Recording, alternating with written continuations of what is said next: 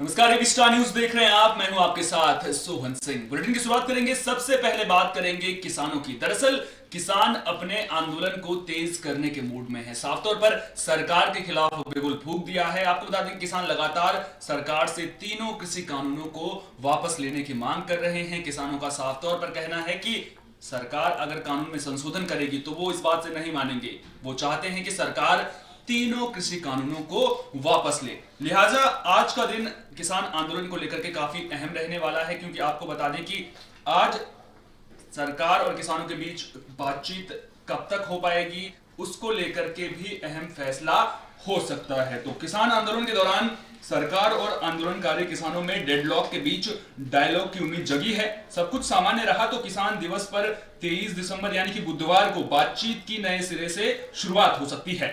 सरकार से नया पत्र मिलने के बाद संयुक्त किसान मोर्चा आज इस पर मंथन करेगा।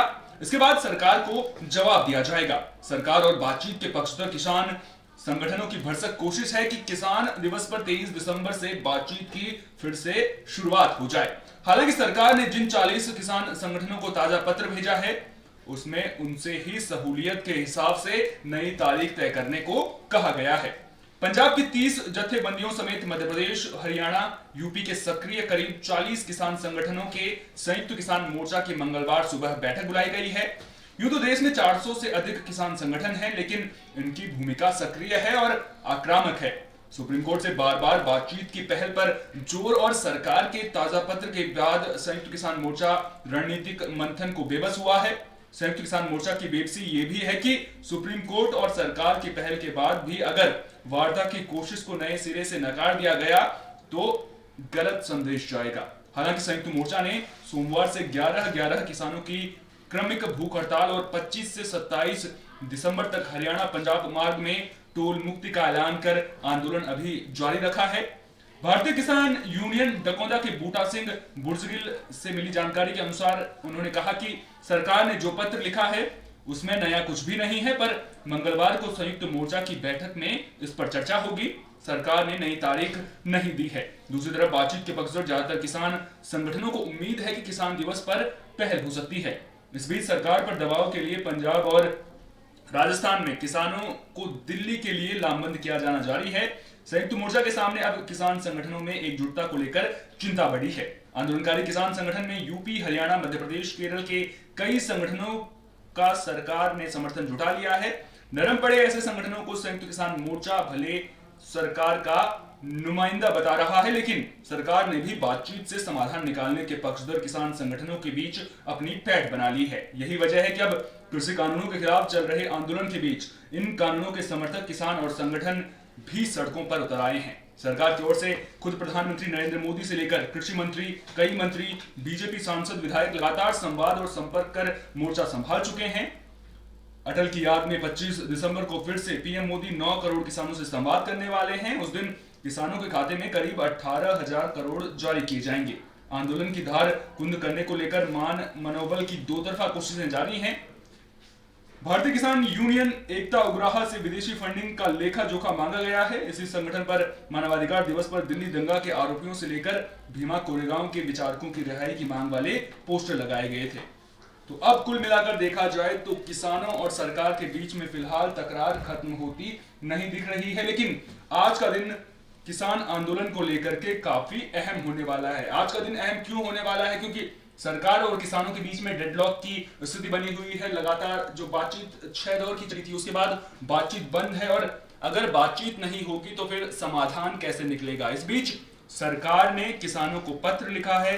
अब किसान अपनी सहूलियत के हिसाब से नई तारीख तय करेंगे।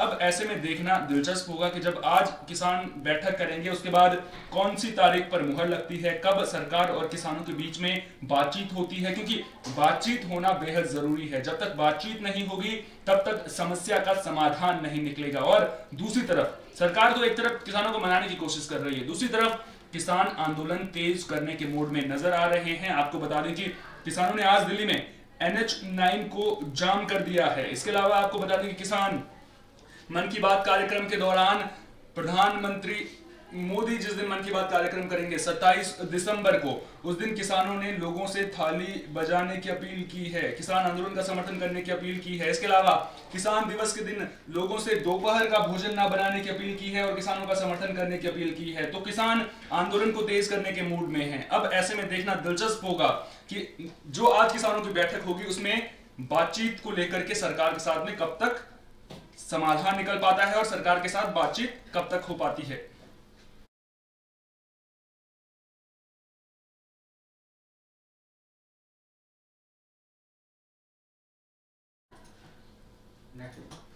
जम्मू कश्मीर में डीडीसी चुनाव हो चुके हैं और आपको बता दें कि आज वोटों की गिनती भी शुरू हो चुकी है। दरअसल जम्मू कश्मीर में डीडीसी चुनाव काफी अहम माने गए क्योंकि आतंकवादियों ने वहां पर साफ तौर पर कहा था कि अगर लोग वोट डालने के लिए घरों से बाहर निकलेंगे तो फिर अंजाम उन्हें भुगतना पड़ेगा। आपको बता दें कि जम्मू कश्मीर में पहली बार हुए जिला विकास परिषद चुनाव के मतों की गणना कड़ी सुरक्षा के बीच सुबह 9 बजे शुरू हो गई है। प्रदेश के सभी 20 जिलों में एक साथ मतगणना शुरू हुई। हर जिले में 14 सीटों की मतगणना हो रही है। दोपहर 2 बजे तक प्रत्येक जिले में पहला नतीजा घोषित होने की उम्मीद है। सभी केंद्रों पर सीसीटीवी कैमरे से पूरी प्रक्रिया की निगरानी होगी। इसके साथ ही पूरी गिनती की रिकॉर्डिंग भी की जाएगी। कश्मीर घाटी में सुरक्षा के खास प्रबंध किए गए हैं। मतगणना स्थलों के बाहर सुरक्षा बलों की भारी तैनाती की गई है। इसके साथ ही ड्रोन से भी निगरानी रखी जा रही है। 8 चरणों में हुए चुनाव में करीब 30 लाख मतदाताओं ने वोटिंग की है।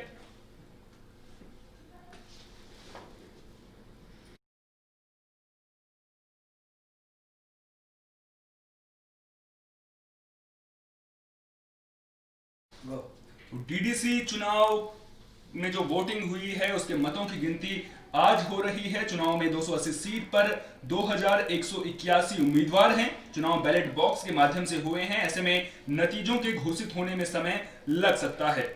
पहला नतीजा दोपहर 2 बजे तक आ जाएगा।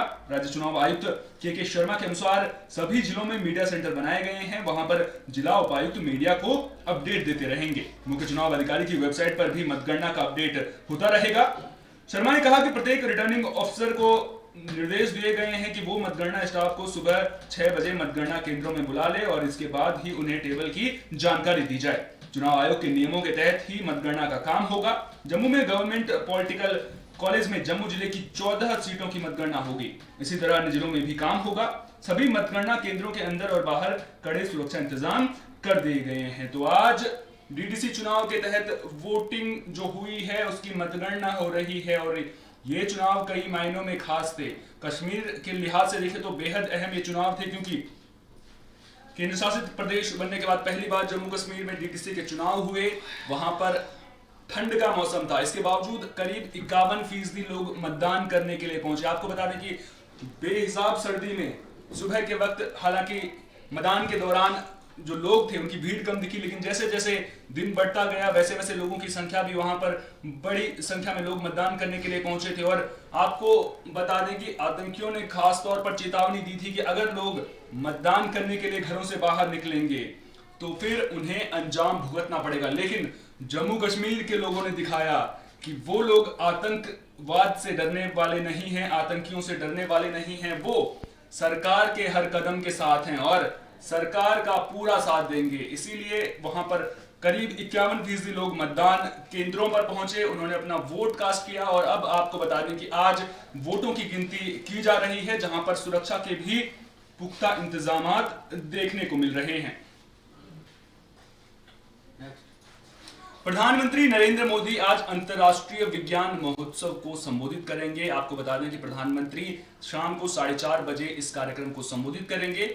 वीडियो कॉन्फ्रेंसिंग के जरिए प्रधानमंत्री नरेंद्र मोदी इस कार्यक्रम को संबोधित करेंगे। इस मौके पर अब विज्ञान से जुड़ी हुई तमाम जो बड़ी बातें हैं वो प्रधानमंत्री लोगों के साथ साझा करेंगे। सरकार इस दिशा में किस तरह से काम कर रही है उसको लेकर के भी प्रधानमंत्री अपने विचार रखेंगे। तो प्रधानमंत्री नरेंद्र मोदी आज वीडियो कॉन्फ्रेंसिंग के जरिए भारतीय अंतर्राष्ट्रीय विज्ञान महोत्सव का 4:30 बजे उद्घाटन करेंगे। केंद्रीय स्वास्थ्य मंत्री डॉक्टर हर्षवर्धन ने ये जानकारी दी। उन्होंने कहा कि पीएम मोदी 22 दिसंबर को 4:30 बजे IISF को संबोधित करेंगे। उन्होंने बताया कि उपराष्ट्रपति एम वेंकैया नायडू महोत्सव के आखिरी दिन 25 दिसंबर को इसे संबोधित करेंगे। इस बार IISF 2020 का विषय आत्मनिर्भर भारत और विश्व कल्याण के लिए विज्ञान रखा गया है। इस महोत्सव का आयोजन वैज्ञानिक और औद्योगिक अनुसंधान परिषद CSIR, राष्ट्रीय स्वयंसेवक संघ से संबंधित विजनाना, भारतीय बायोटेक्नोलॉजी विभाग, विज्ञान एवं प्रौद्योगिकी मंत्रालय और पृथ्वी विज्ञान मंत्रालय द्वारा किया गया है। केंद्रीय मंत्री ने कहा कि इस आयोजन के लिए अभी तक 1 लाख लोगों का पंजीकरण हो चुका है। साल 2015 में शुरू हुआ IISF विज्ञान एवं प्रौद्योगिकी को प्रोत्साहन देने का एक उत्सव है। इसका उद्देश्य जनता को विज्ञान से जोड़ना, विज्ञान की खुशी को मनाना और ये देखना कि किस तरह विज्ञान, प्रौद्योगिकी, इंजीनियरिंग और गणित STEM जीवन में सुधार के लिए समाधान उपलब्ध करा सकते हैं। तो प्रधानमंत्री नरेंद्र मोदी आज शाम को 4:30 बजे भारतीय अंतरराष्ट्रीय विज्ञान महोत्सव का उद्घाटन करेंगे। आपको बता दें कि वीडियो कॉन्फ्रेंसिंग के जरिए प्रधानमंत्री जो है वो संबोधित करेंगे। 4:30 बजे आज प्रधानमंत्री नरेंद्र मोदी भारतीय अंतरराष्ट्रीय विज्ञान महोत्सव को संबोधित करेंगे। 1 फरवरी को बजट पेश होना है। कोरोना महामारी के बाद ये पहला बजट होगा और इस लिहाज से जो ये बजट है उसको लेकर के दिलचस्पी बढ़ जाती है। लिहाजा वित्त मंत्री निर्मला सीतारमण भी एक्टिव नजर आ रही हैं। उन्होंने कई सेक्टर से जुड़े लोगों के साथ बैठकें की हैं। तो आपको बता दें कि कोरोना महामारी के बाद पहला बजट पेश होना है। केंद्रीय वित्त मंत्री निर्मला सीतारमण ने सोमवार को आगामी बजट को लेकर इंफ्रास्ट्रक्चर, एनर्जी और क्लाइमेट चेंज संबंधित सेक्टर एक्सपर्ट के साथ प्री बजट विचार विमर्श किया। इस बैठक में निर्मला सीतारमण के अलावा वित्त और कॉर्पोरेट मामलों के राज्य मंत्री अनुराग ठाकुर, वित्त सचिव डॉक्टर AB पांडे, मुख्य आर्थिक सलाहकार KV सुब्रमण्यम और अन्य वरिष्ठ अधिकारी मौजूद थे। वित्त मंत्रालय ने ट्वीट कर बताया कि दिल्ली में केंद्रीय वित्त मंत्री निर्मला सीतारमण ने आम बजट 2021-22 के संबंध में इंफ्रास्ट्रक्चर, एनर्जी और क्लाइमेट एक्सपर्ट्स के साथ विचार विमर्श किया। वित्त वर्ष 2021-22 का बजट 1 फरवरी को संसद में पेश किया जाएगा। वित्त मंत्री निर्मला सीतारमण का कहना है कि आगामी बजट में इंफ्रास्ट्रक्चर पर खास जोर रहेगा, क्योंकि इससे अर्थव्यवस्था में टिकाऊ रिकवरी देखने को मिलेगी। सरकार की कोशिश है कि नए वित्त वर्ष में अर्थव्यवस्था की गाड़ी पटरी पर लौट आए ताकि सरकार लक्ष्य तक पहुंच सके। बता दें कि बजट से पहले हर साल वित्त मंत्री विभिन्न सेक्टर्स के दिग्गजों के साथ बैठकें करती हैं, उनसे बजट को लेकर सुझाव लिए जाते हैं। इस साल कोरोना महामारी से देश की अर्थव्यवस्था काफी प्रभावित हुई है। ऐसे में बजट का महत्व और बढ़ गया है। हालांकि कोरोना महामारी की वजह से इस बार सभी प्री बजट बैठकें वर्चुअली हो रही हैं। कुछ दिन पहले ही सरकार ने इस बजट को लेकर आम जनता से भी राय मांगी थी। इसके लिए सरकार ने माई गवर्नमेंट प्लेटफॉर्म से जुड़ने की सुविधा दी हुई थी। तो कुल मिलाकर देखा जाए तो कोरोना महामारी के बाद पहला बजट पेश होने वाला है और ये बजट इस लिहाज से भी काफी महत्वपूर्ण होगा क्योंकि कोरोना के कारण भारतीय अर्थव्यवस्था एकदम से कह सकते हैं कि धड़ाम से नीचे गिरी है और जो GDP ग्रोथ है वो माइनस में दर्ज की गई है। तो ऐसे में अर्थव्यवस्था में जान फूंकने के लिए क्या कुछ कदम उठाए जाते हैं और सरकार क्या अर्थव्यवस्था में कितना निवेश करती है, ये देखना दिलचस्प होगा। और जो सुझावों का सिलसिला है वो लगातार सरकार ले रही है। इसी कड़ी में जो वित्त मंत्री निर्मला सीतारमण हैं, उन्होंने विभिन्न सेक्टर्स के एक्सपर्ट्स के साथ में बैठक की है, जिसमें बजट किस तरह का होना चाहिए उसको लेकर के सुझाव मांगे गए हैं। आपको बता दें कि निर्मला सीतारमण ने कुछ दिन पहले ही कहा था कि जो इस बार का बजट है वो और साल के बजट से एकदम अलग होगा। करीब 100 साल के इतिहास में ऐसा बजट नहीं बना होगा। तो अब लोगों की दिलचस्पी इसमें बढ़ चुकी है कि इस बार के बजट में ऐसा क्या खास होने वाला है और इस बार का बजट कैसा होगा। तो कुल मिलाकर अब नजरें 1 फरवरी को जब बजट पेश होगा तो उस पर रहेंगी। देखना दिलचस्प होगा कि सरकार अर्थव्यवस्था में जान फूंकने के लिए क्या कुछ कदम उठाती है। इसके अलावा जो आम आदमी है उनके लिए कौन सी राहत बजट में देखने को मिलती है।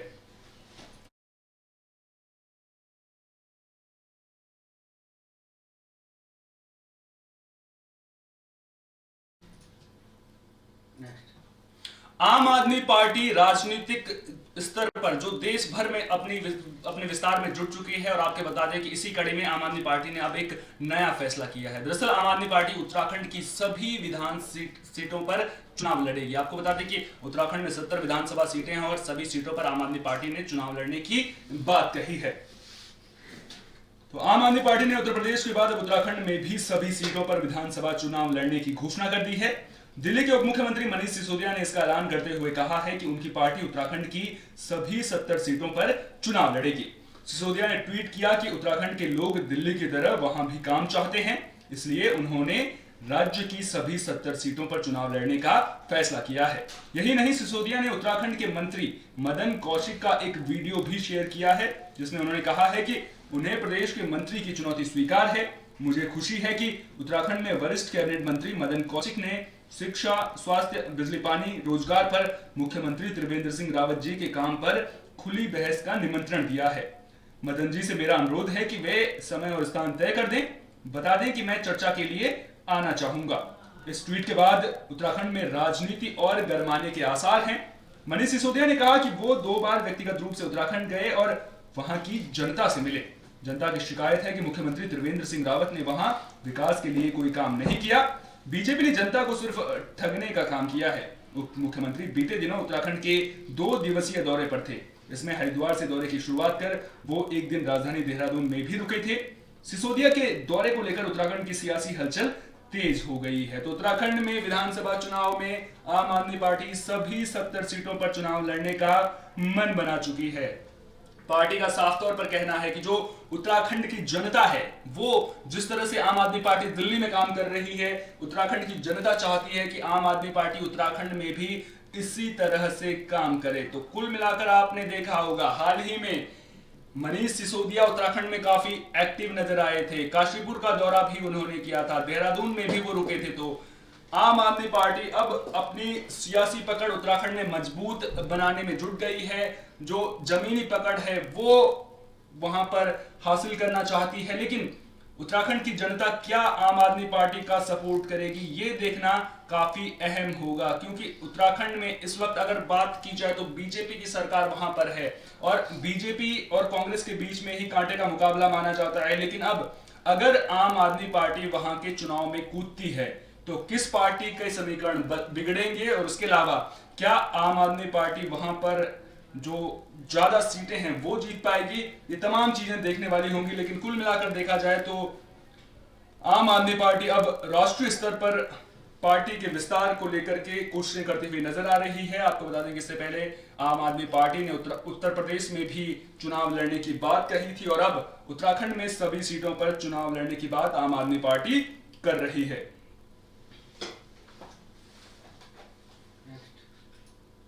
दिल्ली एनसीआर में सर्दी का सितम देखने को मिल रहा है और सर्दी के साथ साथ कोहरा लोगों की परेशानी बढ़ा रहा है। सबसे ज्यादा परेशानी उन लोगों को हो रही है जो गाड़ियों से दफ्तरों के लिए निकलते हैं। दरअसल कई इलाकों में तो जो विजिबिलिटी है वो 100 मीटर से भी कम देखी गई है। तो दिल्ली एनसीआर में कोहरे का सितम देखने को मिल रहा है और जो लोग हैं उन्हें खासी दिक्कतों का सामना करना पड़ रहा है। दिल्ली एनसीआर में ठंड के बीच आज सुबह कोहरे ने भी परेशान किया।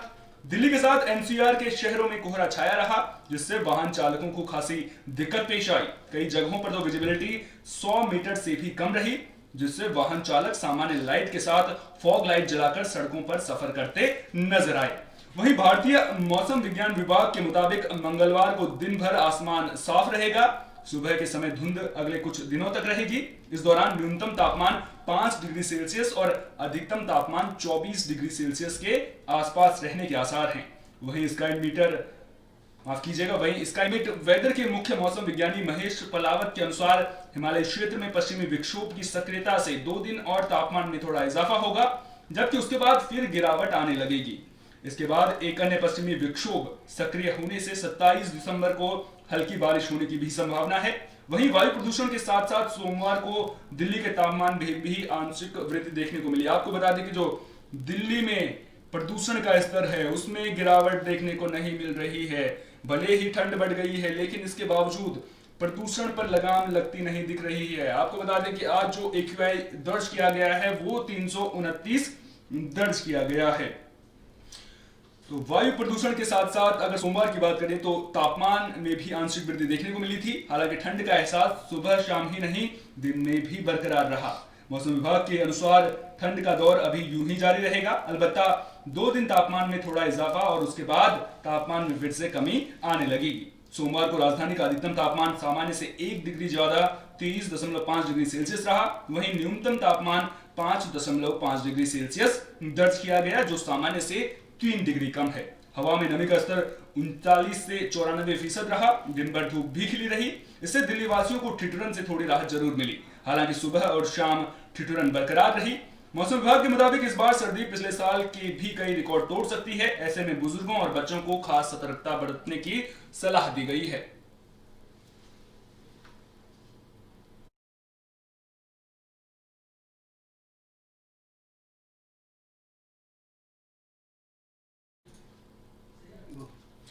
पहाड़ी इलाकों में बर्फबारी लगातार जारी है, जिससे मैदानी इलाकों में ठंड बढ़ गई है। और आपको बता दें कि मैदानी इलाकों में ठंड बढ़ने से जो लोग यहां पर रहते हैं उन्हें खासी दिक्कतों का सामना करना पड़ रहा है।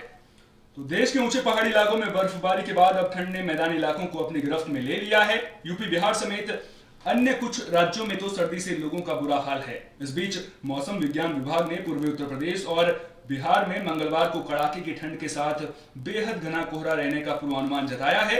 उनके मुताबिक इस दौरान विजिबिलिटी बेहद कम रहेगी। मौसम विज्ञान विभाग के मुताबिक गोरखपुर एयरपोर्ट पर इस दौरान 0 मीटर की विजिबिलिटी रहेगी। वहीं वाराणसी एयरपोर्ट पर 800 मीटर और लखनऊ एयरपोर्ट पर 700 मीटर की विजिबिलिटी रहेगी। इसके अलावा पटना एयरपोर्ट पर 200 मीटर की विजिबिलिटी रहेगी। वहीं पंजाब, हरियाणा, चंडीगढ़, दिल्ली और राजस्थान में हालांकि सर्दी से सोमवार से कुछ राहत देखी गई।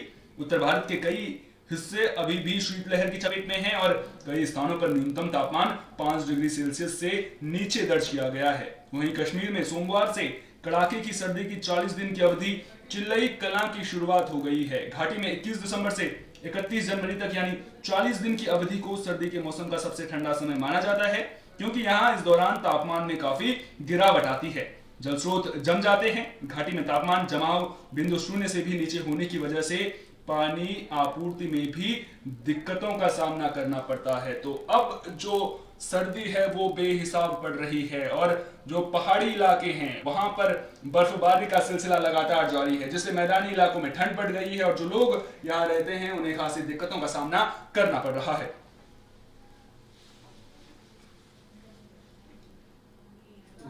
इस बुलेटिन में मेरे साथ इतना ही। दीजिए इजाजत। नमस्कार।